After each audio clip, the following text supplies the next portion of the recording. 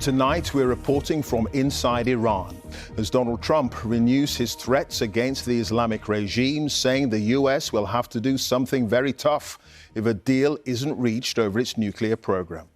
After indirect talks between U.S. and Iranian delegations ended last week in Oman, Mr. Trump now says he's considering sending a second aircraft carrier to the Middle East, having last month dispatched several other warships close to Iranian waters. Israel's Prime Minister Benjamin Netanyahu is on his way to the White House for talks, saying the most important topic for discussion will be Iran.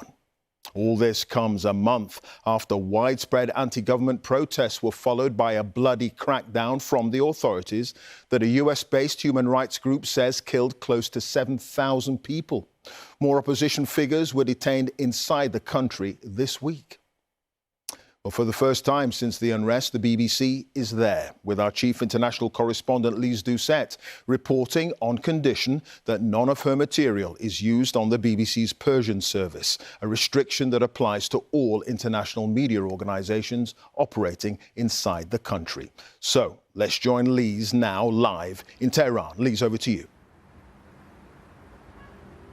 Yes, Clive. Well, I think our viewers know that in these momentous weeks in Iran, it's been exceptionally difficult, not impossible, but really difficult to find out exactly what's been happening on the ground, especially because of this almost total internet blackout, which has been lifted, but not completely. It has been eased. Even when you're here, it's hard to find out everything that's going on. But what has been clear in recent weeks is that Iranians want their voices and their views to be heard. The skies of Tehran were exploding tonight. Now it's only fireworks lighting the dark. But from their windows, people chant. Allahu Akbar, God is greatest, cry government supporters. A celebration of the 47th anniversary of their Islamic revolution. We hear other chants in other parts of this city. Death to the dictator. That was one of the cries which set the streets alight across Iran last month and was met by lethal force, including gunmen on motorcycles. This video from the city of Shiraz in the southwest has just emerged. Violence the government blames on terrorists and troublemakers. The streets of this capital are now back to their everyday busyness. Flags and bunting to mark the revolution brighten the grey. But a dark pall hangs over this city.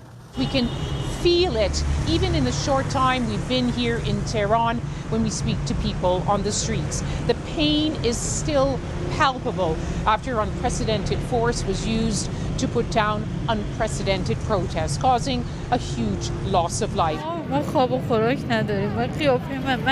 I haven't slept or eaten properly for a month. Look at me, I am only 32 years old. Why should I be feeling depressed? What crimes did our youth commit? They called them rioters. Protesters were not armed. They just wanted a better life. They killed so many people, and then the next day pretended as if nothing has happened. We have high unemployment, and prices have hit the roof, from meat to cooking oil and chicken. The government wants this week to be a show of its strength.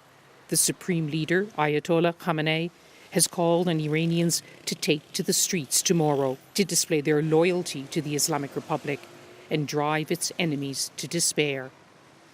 Today, more than 2,000 prisoners were pardoned, but Iran's Chief Justice, Mohseni Ejei, made sure none of the many thousands of people arrested in the unrest were included.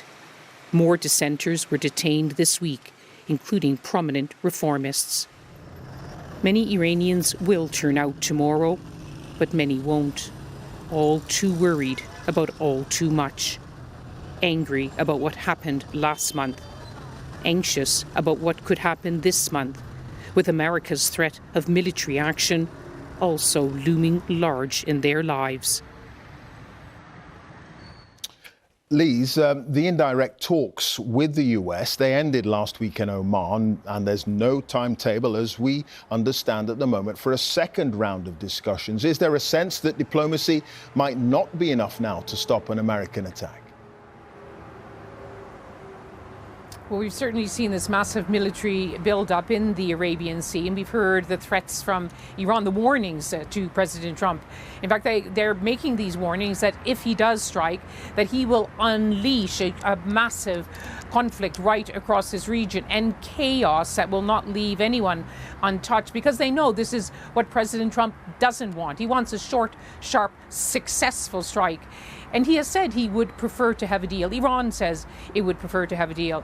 I have to say that if you compare this period of diplomacy to last year, to the talks which were shattered when Israel attacked Iran, there is much more diplomacy now. The top security official, Ali Larijani, has gone to Oman in the Gulf, Oman is now the main Arab mediator, carrying a message, and there's been discussions there.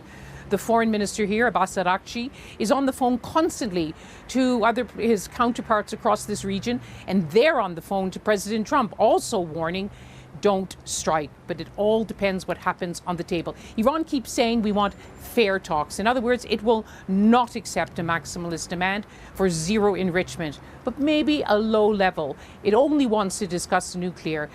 It all depends to what happens in the White House when Prime Minister Netanyahu is talking to President Trump. So it's still unpredictable and still perilous.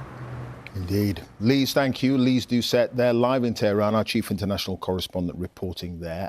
Well, what's the view from Washington? Sarah Smith is in the US Capitol for us now. Donald Trump, Sarah, he's talking tough again, suggesting he might send another aircraft carrier to the Persian Gulf. And Benjamin Netanyahu will be in town. Iran at the top of the agenda. Yeah, certainly. Those talks will be taking place in the White House tomorrow when Benjamin Netanyahu is here. And there's good reason why Donald Trump is making these threats, because he believes a show of force is the thing that might persuade Iran to do a deal that they wouldn't do last year. So he's already sent what he calls a massive armada to the region with an aircraft carrier, 3 destroyers, an additional aircraft, and now he's talking about possibly sending another aircraft carrier strike group as well. And this is all intended to heap pressure on the Iranian regime. Donald Trump says he is convinced that they were unable to reach a diplomatic solution last year because Iran didn't believe he was prepared to take military action.